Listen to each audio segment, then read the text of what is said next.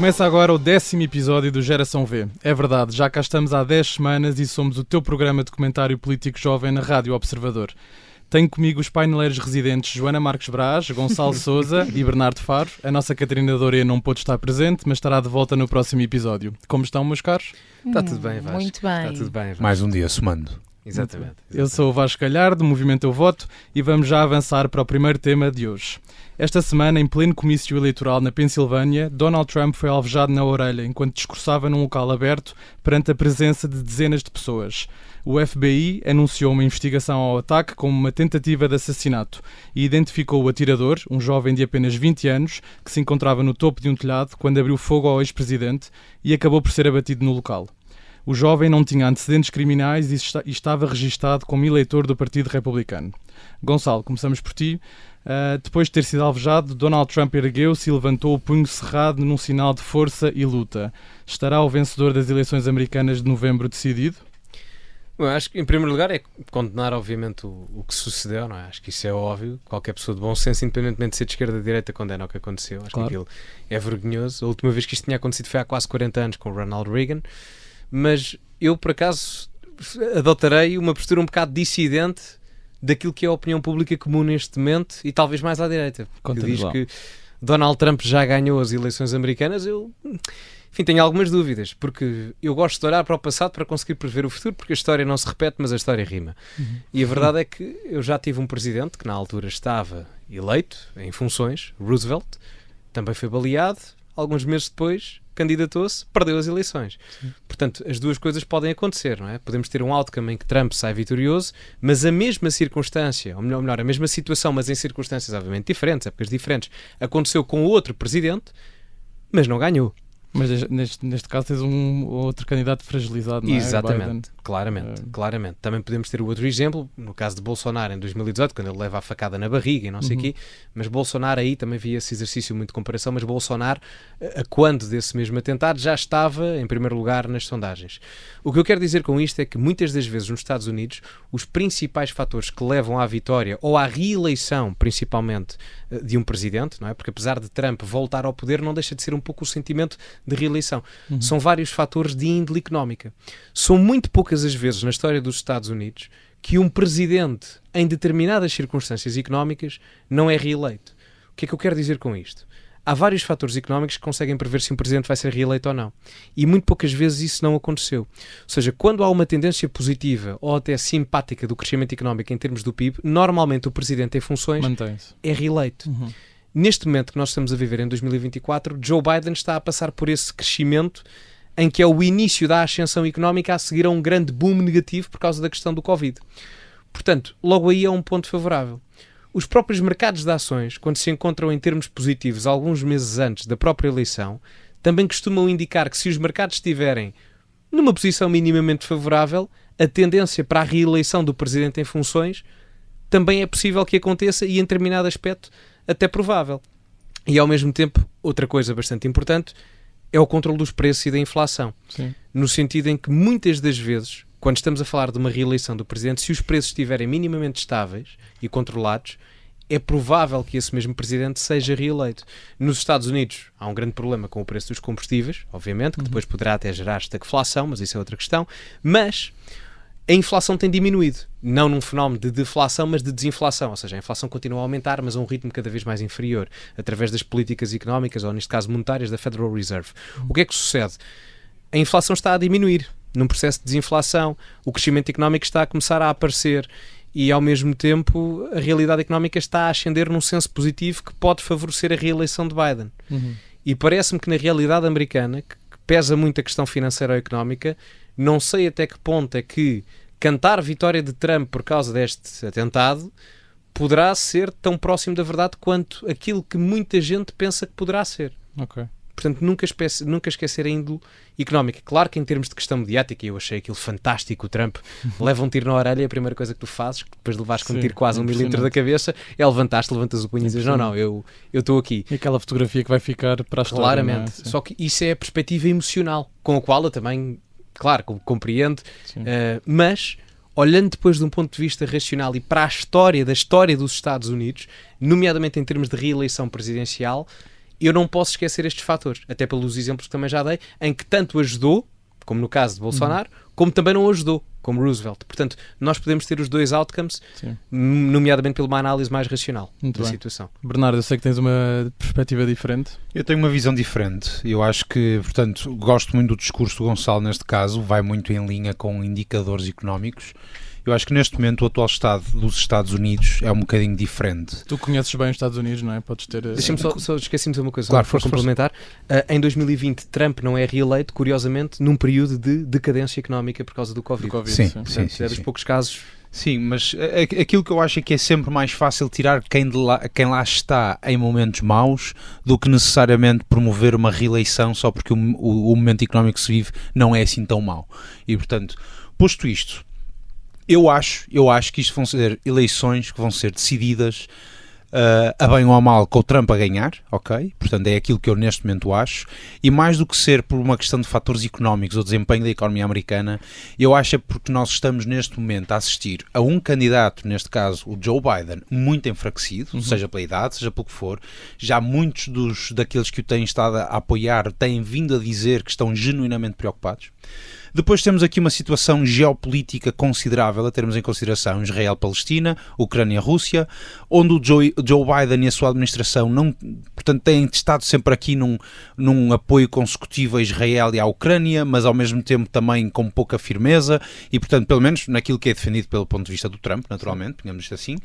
E depois há aqui outra questão também, que é, eu acho que daquilo que eu senti quando estive nos Estados Unidos o ano passado, e eu estive lá quase 4 meses num ano, portanto ainda foi algum tempo, conheci desde gente imigrante ao típico americano que já vem de 2 e 3 gerações de americanos, e aquilo que eu senti é um tecido social em total ebulição, ou seja, neste momento não há um grande sentimento de paz em termos sociais.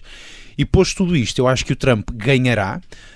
Acho que as eleições não vão ser assim tão renhidas como foram da última vez. Eu acho que ele ganhando até ganha com alguma margem. Isto porquê? Porque eu acho mesmo que vai ser aqui uma eleição um bocadinho de voto do povo, ou seja, vai ser mais uma questão de voz do povo do que necessariamente se a economia está melhor ou pior.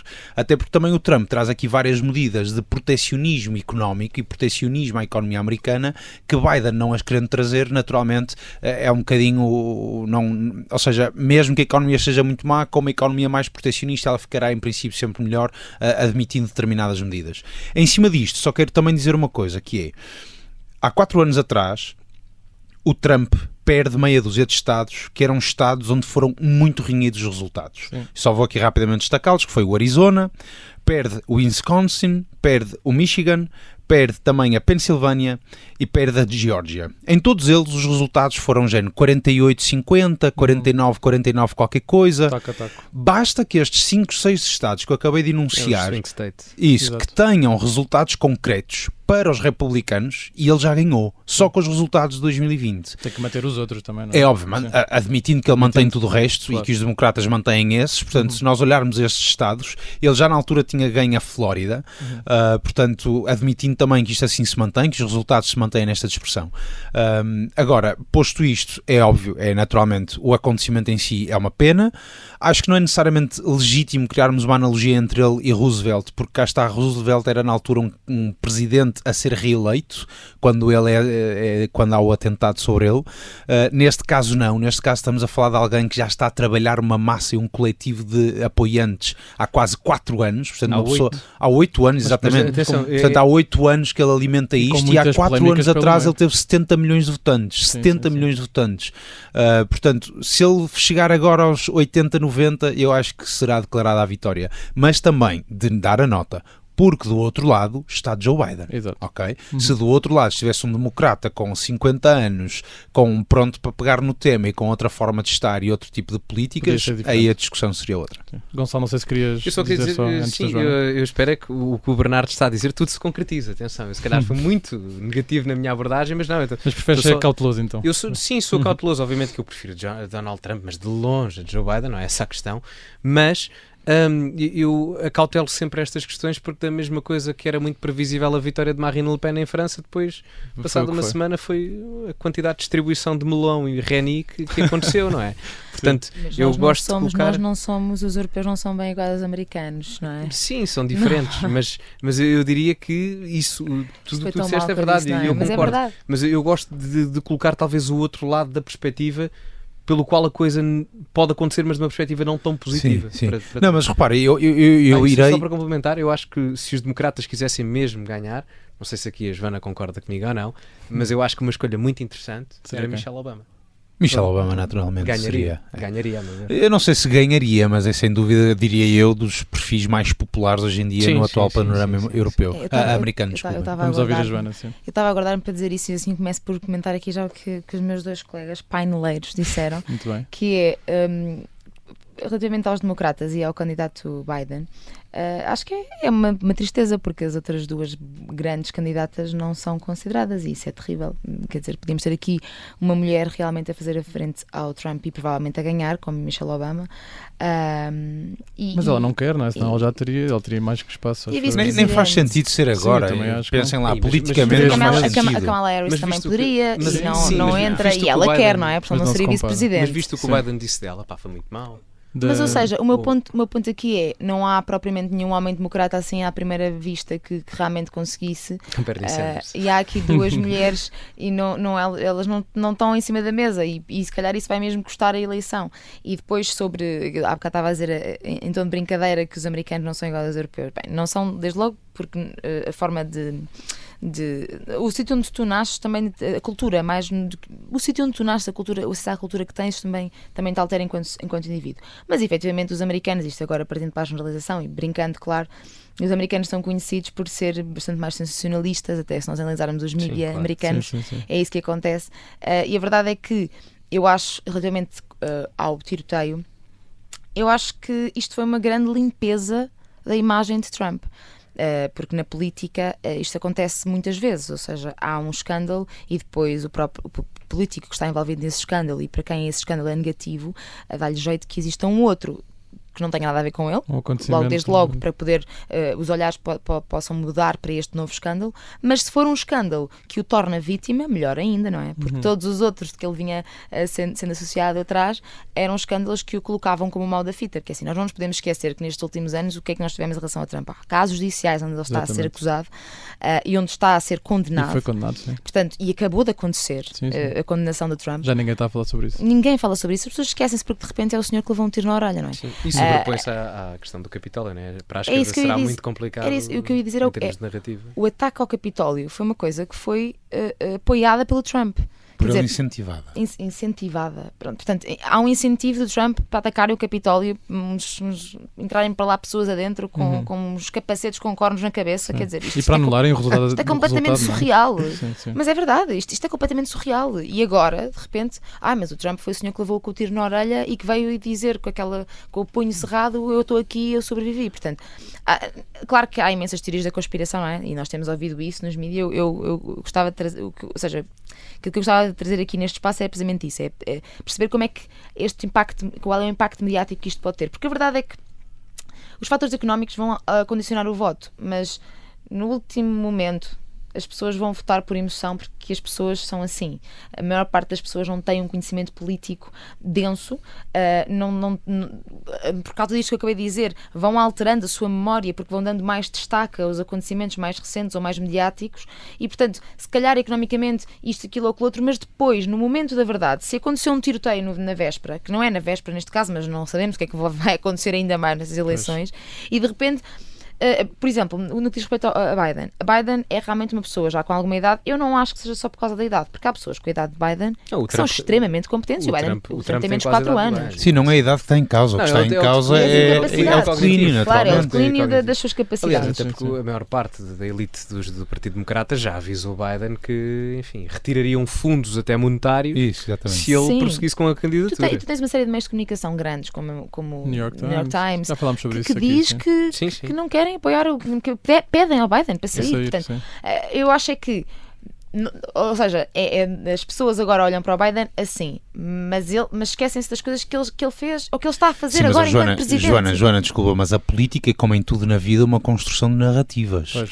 Um candidato político não é nada mais só um produto de marketing. Mas não é só um Melhor produto de marketing. Melhor que ninguém, o Trump sabe isso. Não é só um produto de marketing, ou não deveria ser só um não produto deveria de marketing, ser só isso, mas hoje em dia e cada vez mais... Mas às vezes é surreal dizerem o Biden não consegue ser presidente quando o Biden neste momento é presidente. E atenção, eu também não concordo que o Biden devia ser o candidato. Mas ou seja, a narrativa vai a um nível em que nós dizemos não, Biden não consegue ser presidente. Mas ele neste momento é. Mas Joana, mas não fomos nós que o pusemos lá primeiro. Não é isso que eu estou a dizer. E segundo está em causa a sua reeleição. É se as pessoas querem levar com isto mais 4 ou 5 anos. Mas não é isso que eu estou a dizer. A Casa Branca lançou um comunicado a dizer que o presidente não poderia trabalhar depois das 8 da noite.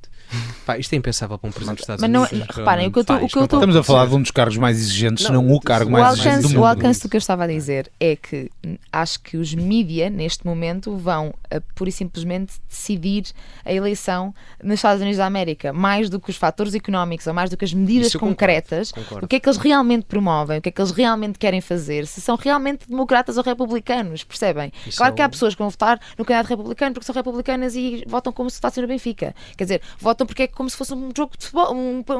Nasci assim e vou ser assim até morrer. Portanto, e é um bocadinho o que acontece ainda na política nas classes mais envelhecidas. Eu acho que os jovens já são um bocadinho diferentes, mas a verdade é que há pessoas que vão votar porque é republicano ou porque é democrata. Ponto.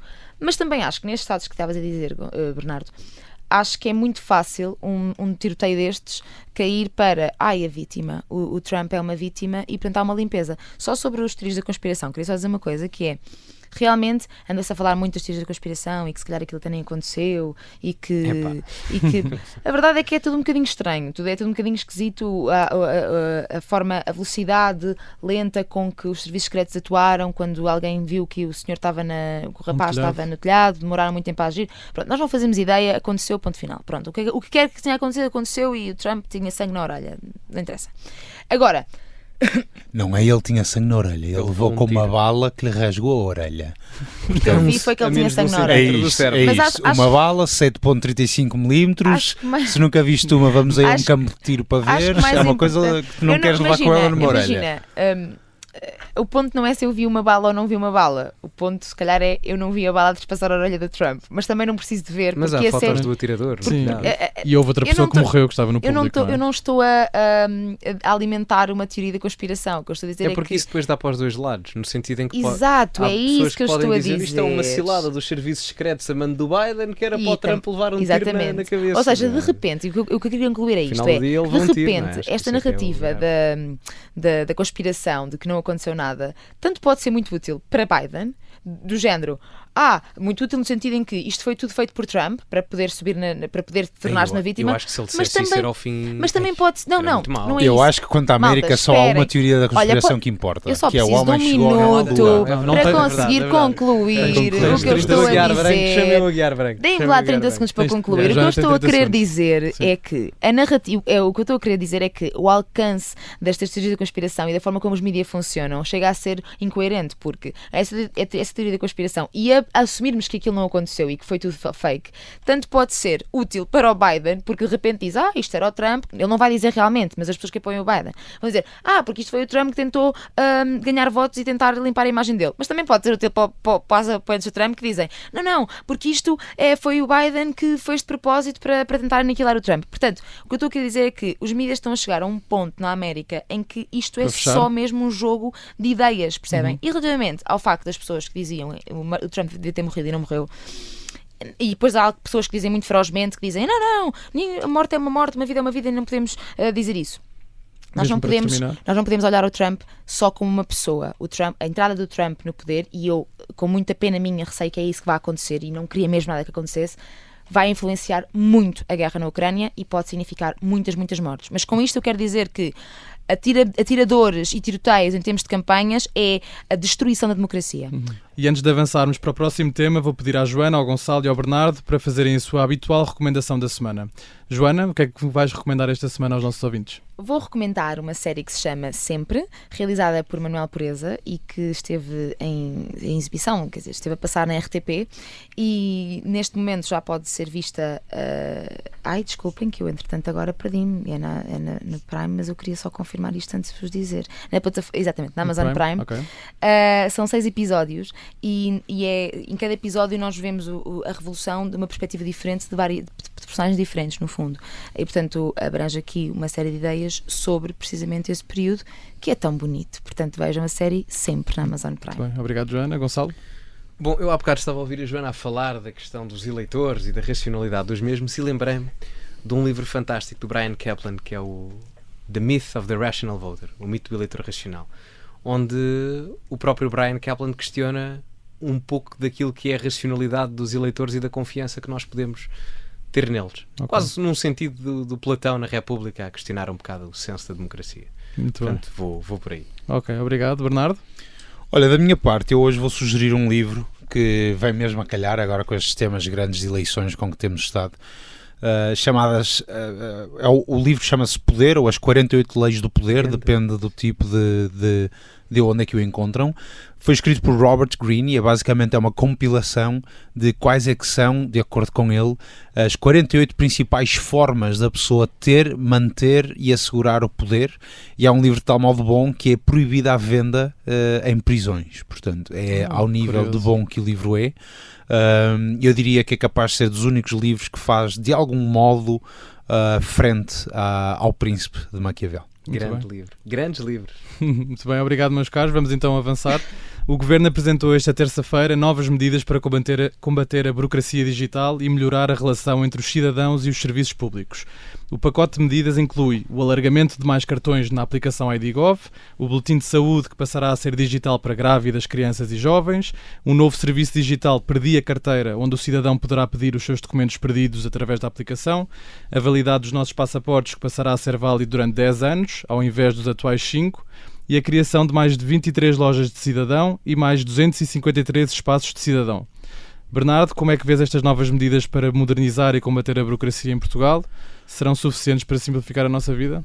Olha, antes de mais, Vasco, só dar aqui então uma ressalva, que isto já é um trabalho que foi começado há uns governos atrás, portanto, isto aqui não se está a criar nada de novo, por mais que se venha a trazer muita coisa nova. Por um lado, quero só deixar a nota uma vez mais, chama-me fanboy se quiseres, mas eu estou a ficar muito contente, pelo menos, com os planos e programas que este governo tem vindo a apresentar. Porque nós, efetivamente, em 100 dias, de repente, parecemos o Portugal que pode tudo. Exato. E, portanto, eu estou a adorar isto, porque temos descidas de impostos, estimulação da economia pela via de, cá está, uma promoção da meritocracia, aumento da competitividade interna, externa, 30 por uma linha, apoio às grandes empresas, mas também com agregação das pequenas e médias. Temos isto do lado da economia, já tivemos o plano de emergência para a saúde, também com o alargamento das ULS, cobertura das listas de espera, 30 por uma linha. Os professores, exatamente. Espera aí, Bernardo, espera lá, mas tu estás a concordar? Eu não estou a concordar, isso eu estou só a dizer... Ou é sério? Não. Isso é irónico ou é sério? Eu tenho sempre deixado uma nota muito clara, que é apresentar planos, toda a gente os faz, em PPT até se necessário. Eu quero ver a execução destes planos. Espera que calma, claro. Já tivemos discussões aqui. Agora, sou 100% a favor e adoro ver o governo a trazer este tipo de planos. Mas é que estás a pagar para eles fazerem esses PowerPoints, não sei se sabes. Pronto, estamos todos a pagar para fazerem PowerPoints e não vemos nada a acontecer. Pronto, mas antes disto mas em 2 ou 3 vezes também é complicado isso. Exato, calma. É isso. É complicado executar, mas não é complicado fazer 100 medidas. Mas voltando aqui ao tema, portanto, modernização. Eu tenho uma visão muito pragmática para aquilo que eu acho que deve ser a gestão do Estado e a interação entre o cidadão e o Estado. Eu acho que o Estado deve ser radicalmente mais pequeno do que aquilo que é hoje. E acho que este trabalho da transição digital e sua modernização já nos vai permitir fazer isso. Ou seja, se isto for um trabalho que vai demorar algum tempo, vai levar também a que muitos cargos que hoje em dia existem por sobreposição deixem se calhar de existir, algumas equipas e departamentos também. Haja aqui se calhar então uma redução do Estado, e isto é em termos de Estado-corpo, não é? Que eu acho que hoje é gigante, é grande demais. Sim. E por outro lado também vai promover uma maior interação entre o cidadão e o Estado, naquilo que então lançam estas várias aplicações, estes espaços do cidadão e assim sucessivamente. E devo dizer também aqui como nota que é, para aqueles que à minha semelhança usam o ID.gov ou, por exemplo, a aplicação do SNS, ambas estão muito bem construídas. Muito bom, hoje em dia, inclusive, a Segurança Social Direta, até as finanças e a autoridade tributária estão cada vez melhores. É verdade. Portanto, se houver aqui um reforço continuado, deixa de haver necessidade de nós termos que ir aos sítios e perdermos lá horas, deixam se calhar esses sítios muitas vezes de ter que existir até, podendo as pessoas ser realocadas a outras funções ou requalificadas de outro modo, seja como for. Portanto, uma vez mais eu deixo só esta nota que eu acho que isto é um passo muito importante do Estado, neste caso do Governo português. Acho que nós só temos a ganhar com isto, seja em redução de custos, seja em aumento de eficiência, seja melhoria na experiência do utilizador final, nós cidadãos, e portanto acho que uma vez mais é só de felicitar o Governo por ser rápido e eficaz em nos trazer planos. Agora vamos ver, como tenho sempre dito, como é que isto se executa. Muito bem. Joana, sei que queres falar do debate do Estado da Nação, que aconteceu esta quarta-feira. Sim, eu acho que eu não sei se o Gonçalo quer começar. Eu posso, então vai, Gonçalo, avança. Pontapé de saída, até porque tinha aqui algumas coisas a dizer que até estavam relacionadas com o que o Bernardo tinha dito. Ótimo, vamos a isso. Porque o debate do Estado da Nação às vezes caiu um bocado no ridículo, mas de parte a parte, não é? Porque eu compreendo que a oposição se queixe, desde a esquerda, do Bloco de Esquerda, o PS, e à direita com o Chega, eu compreendo que se queixem. E é assim, eu não votei no Luís Montenegro, como devem imaginar, mas a minha questão é... Estava na dúvida. Não votei no Luís Montenegro, mas é assim, é um bocado complicado. Tu votaste ADN, não foi? Não. Foste tu. Um dos 100 mil. Eu era para votar na AD, enganei-me e votei AD. Não, mas agora, falando mais a sério, porque, repara, fazer oposição convém fazer boa oposição, da esquerda à direita, não é? Eu ouvi a determinada altura algumas críticas que às vezes eram só críticas por fazer críticas, não é? Porque o governo é o órgão de soberania que representa o órgão executivo. E, portanto, a função principal do governo é executar. Portanto, eu se quiser criticar o governo de uma forma muito profunda, terei que o criticar consoante a sua execução das propostas que são legisladas no Parlamento. Ora, onde é que eu acho que pode haver mais crítica perante o governo neste momento, se eu tivesse que fazer oposição? Era no recuo que muitas das vezes o governo de Luís Montenegro faz para ir ao Parlamento, porque sabe, como não tem maioria parlamentar, então quer aprovar tudo com decretos de lei, etc, etc, e portanto recusa ao máximo número possível de vezes a sua presença no Parlamento. Sim. Aí pode-se fazer uma crítica, mas em termos da execução dos planos que foram apresentados, é complicado, porque, por exemplo, os principais planos, IRS jovem, o IRS genérico, se assim quisermos nomenclar, a descida do IRC, assim, é complicado eu criticar de um ponto de vista da prática do governo, porque ainda nem sequer foi executado. Ou então temos casos ainda mais graves, como é a Mariana Mortágua, que já anunciou o voto contra o Orçamento de Estado, quando nem sequer o Orçamento existe, não é? Mas também ninguém estava à espera que o Bloco votasse a favor. Sim, mas eu percebo o que estás a dizer. Mas não é? É um bocado que acabamos por cair um bocado no ridículo, não é? Portanto, se as pessoas querem ter credibilidade na sua crítica, não é? Quer da esquerda à direita, até ao Chega, pelo menos tenham um pouco o senso. Eu também sou a favor que a apresentação de tudo e mais alguma coisa por parte do governo vai ser complicada para o equilíbrio das finanças públicas. Porque aumentar e aplicar uma política orçamental expansionista ao mesmo tempo que aplicamos uma política fiscal expansionista, ou seja, reduzindo impostos, mas eu não vejo uma redução da despesa pública, sendo que há margem, porque temos superávit orçamental, é assim, o superávit orçamental são 3 mil milhões de euros. Sim, acaba rápido. Acaba rápido, não é assim muito. 3 mil milhões de euros é uma tapa, sim, nem isso. Estado, portanto, não é é preciso compreender isto. Portanto, aí podem ser feitas críticas. Agora, em termos executivos do governo, passaram 90 dias, não é? E, portanto, eu às vezes estava a ouvir a bancada parlamentar do PS a falar e caía um bocado no ridículo, porque as críticas que eram feitas à saúde, à educação, é assim, o PS governou o país nos últimos 3 mil dias, mas é agora o tipo que chegou a 90 que a culpa é dele. Parece um bocado ridículo. Ainda por cima, chegou numa altura em que os trabalhos parlamentares já vão terminar. Porque chegaram em meio de abril, não é? Portanto, à volta disso, nós vamos entrar de férias agora, passado 3 meses. Sim. Portanto, sim, vai tudo parar agora, logo quando ele chegou ao governo. Portanto, isto não é tanto uma defesa à AD, que volto a frisar, não é o meu tipo de vertente. Estás a ser cauteloso também. Mas estou a ser cauteloso, não é? No sentido em que, para haver credibilidade na crítica, que sejamos coerentes nela, não é? Eu acho que isso resume bem o que o Luís Montenegro dizia, que é deixem o governo executar. Tipo, deixem-nos trabalhar. Senão, que é aquilo que eu tenho dito. Até agora, excelentes planos. Estou muito otimista, estou muito confiante. Vamos ver se eles funcionam e como. E se são sequer bem implementados. A melhor coisa para o Montenegro é se começarem a impedi-lo de trabalhar. Claro. Por exemplo, o André Ventura hoje estava a dizer moções de censura e não sei o que mais. E depois o Luís Montenegro vai dizer o senhor deputado acha que eu durmo e não sei o que a pensar em moções de censura. A verdade é que o Luís Montenegro anda a desejar que o Chega aplique uma moção de censura como aplicou ao PS. Sim. Porque isso era o maior ganho político que ele poderia ter. Certo. Porque já há aquele Depois argumento destes planos geringonça, não todos, sei o quê. depois destes planos todos, se agora existisse uma moção de censura, ia ser uma chatice, porque o povo ia pensar, então, mas nem deixaram o senhor realmente fazer aquilo que andava a prometer. Portanto, o Luís Montenegro neste A momento... jogada do Montenegro até está a fazer sentido com os planos. Eu acho o Montenegro neste momento está a acender velas em casa para que o Ventura aplique uma moção de censura. E Joana, tu queres... Não estar a dar-lhe uma boneca de voodoo. Não, sobre Tu isso... és mais crítica do governo. Exatamente. Eu acho que Conta-me lá. relativamente a este A Joana não é dia- mais crítica, só não se identifica tanto ideologicamente. Não, assim. mas a Mas a verdade Joana é que... desconfia sempre destas A propostas. verdade é que se fosse o governo fosse à esquerda, neste momento, eu também estaria assim desconfiada. Porque acho que estas propostas é que já tiveram tempo de executar alguma coisa. Ainda não executaram. Executaram as propostas. Executaram o ato de propor? Executaram o ato tem que de começar por algum O ato lado. executivo de propor e de O ato de desenhar. planear. Mas de repente estão a planear há 90 dias. Eles realmente, a planear, eles são bons, mais ou menos bons, porque Deixa-me há só dar propostas que nem se uma fazem, são nota. muito coerentes. Eu ainda não percebi só aqui uma parte muito rápida, eu ainda não percebi qual é que é a crítica aos PowerPoints. Porque toda a gente faz PowerPoints. Não, eu ainda não percebo. Toda a Também gente queriam faz que apresentassem, PowerPoint. exato, Mas imagina, também lembras-te queriam. daquilo que falámos aqui sobre a saúde e no ponto da saúde mental. Eles Sim. tinham 14 medidas e só 2 é que eram efetivamente Execuíveis. Não havia dinheiro, nem sequer havia. Sim, na sim, proposta, ou seja, mesmo na narrativa que eles criaram ali nas propostas, não havia contratação de profissionais e, portanto, também nunca seria viável aqueles grupetas que eles estavam a querer criar. Desculpem aqui o termo, mas é que isto é um podcast jovem. Portanto, Pode à não vontade. dava. Eles queriam criar imensas equipas multidisciplinares, mas isso é preciso contratar pessoas e depois não previam a contratação de pessoas. Ou seja, Sim, não há tu vês oferta. que não faz sentido, não tem as peças todas do Oh, puzzle Joana, para montar. acho que há aqui algo que pelo menos eu gosto muito, que é, no pior dos cenários, este atual governo, com estes planos, está-nos a tentar mostrar o que é a visão que tem para o É o país. início do caminho. Mas é uma má não visão. É isso. Mas não, mas calma, Qual é a calma. visão que têm para o país?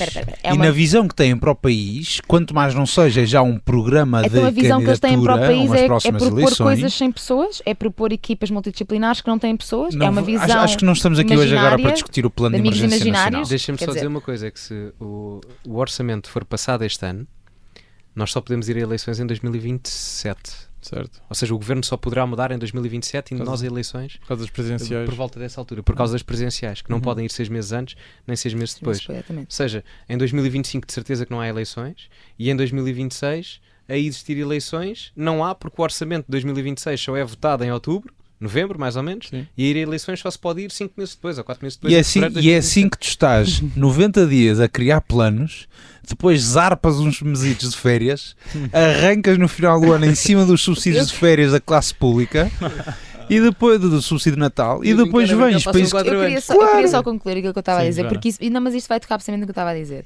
porque a verdade é que tivemos 90 dias e eu entendo a estratégia política de Luís Montenegro precisamente entalar o Chega nesse âmbito, ou seja, agora fica muito mal ao Chega não dar uma oportunidade a este governo de realmente concretizar alguma coisa, tendo em conta a narrativa que o Chega foi montando, não é? Que estão todos iguais, é uma vergonha, ninguém faz nada, e de repente o Montenegro vem e diz, eu quero fazer isto tudo, e traz 20 planos, está 90 dias a planear e de repente agora o André Ventura diz o quê? Ai não te vou aprovar. Bom, é um Isso é bocadinho... a jogada do É, Montenegro. sim, exatamente. sim. Agora, chateia-me um bocadinho porque no meio disto tudo há pessoas que não têm dinheiro para comprar medicamentos, há pessoas que não têm em casa e que estão a emigrar.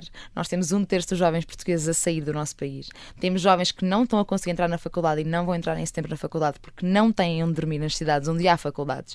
E no meio destes reais problemas, pessoas que estão realmente a passar mal, filas de espera que estão a levar à morte pessoas no SNS porque as pessoas não conseguem ter acesso a cuidados de saúde e exames, nomeadamente na parte oncológica. E no meio disto tudo, andamos há 90 dias a fazer planos como estratégia Joana, eu política. diria- Deixa-me terminar. Como estratégia política, por causa de uma estrutura política que está montada. E aquilo que eu vi no dia de hoje, que foi um dia inteiro com uma série de pessoas a trabalhar e a serem pagas por nós dentro da Assembleia da República, a discutirem horas e horas e horas e horas e horas, aquilo que eu vi foi ataques de um lado ao outro, simplesmente por causa desta estrutura política que nós temos neste momento, deste esquema político que temos neste momento. E fiquei mesmo revoltada à séria, é que eu passei muitas horas a ver aquilo.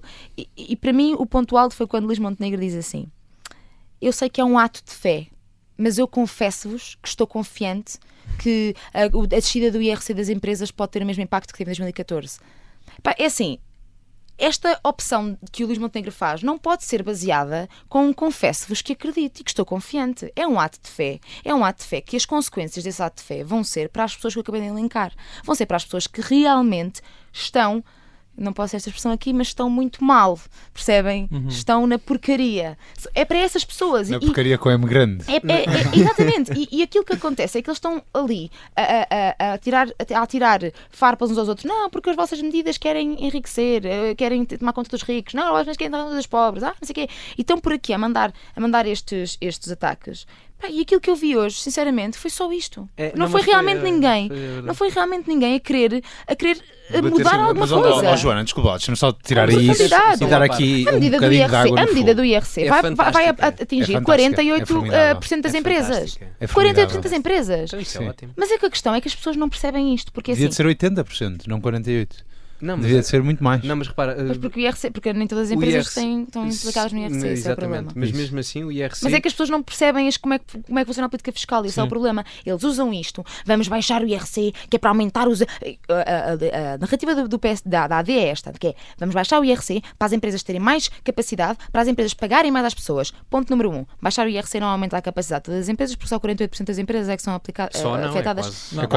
Está bem, ok. Mas quando eles dizem isto, eles querem falar para toda a gente. Que é 90% do tecido empresarial português. Quando dizem isso, eles querem falar para toda a gente. O que eles estão a querer passar às pessoas, não às empresários, mas às pessoas, é que vocês vão ter um aumento salarial porque as empresas vão ter mais dinheiro porque vão pagar menos IRC. Joana, mas isso é um comportamento líquido, natural e habitual. É que tu não sabes se uma empresa tiver mais lucro, se vai aumentar os salários e tendencialmente não irá fazer. Mas se ela não tiver mais dinheiro disponível, de certeza aí é que não aumenta. Claro, óbvio. É verdade. Quer dizer, depende, se tiver uma mas Joana, deixa-me só dar aqui um passo atrás que eu acho que é importante. Até a nível do IRC, nós estamos na OCDE e a OCDE irá fazer um acordo em que todos os países deverão ter uma taxa mínima de IRC de 15%. Claro, é assim que devia ser. E, portanto, se Portugal aplicar uma taxa mínima do IRC nesses mesmos 15%, nós já estamos nos regimes mais competitivos de IRC dentro dos países da OCDE. E que hoje em dia aquilo que se joga é onde é que o capital tem um custo maior ou não. A maior parte... Tens um minuto para fechar. Eu só vou rapidamente dizer uma coisa, que é...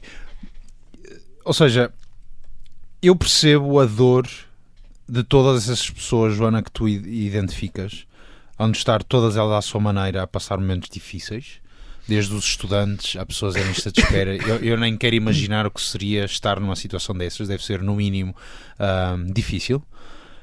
No entanto, só não confundamos também o que é o papel de um governo. O papel de um governo é definir linhas estratégicas com uma perspectiva naturalmente macro, onde tem que saber encontrar um equilíbrio entre as necessidades de curto prazo e a construção do país no longo prazo. E, portanto, não é necessariamente, ou seja, aquilo que vai do plano à execução, eu sou-te muito franco, eu acho que é de louvar termos um governo eleito há 90 dias, que em 90 dias nos apresenta 3 ou 4 planos da dimensão que este pretende ter. 10 ou 15. 10 ou 15 quê? Planos. Que sejam 50. Mas o meu problema não é pensar estrategicamente em macro. Eu até sou aquela pessoa que acha que devemos reformar alguns sistemas.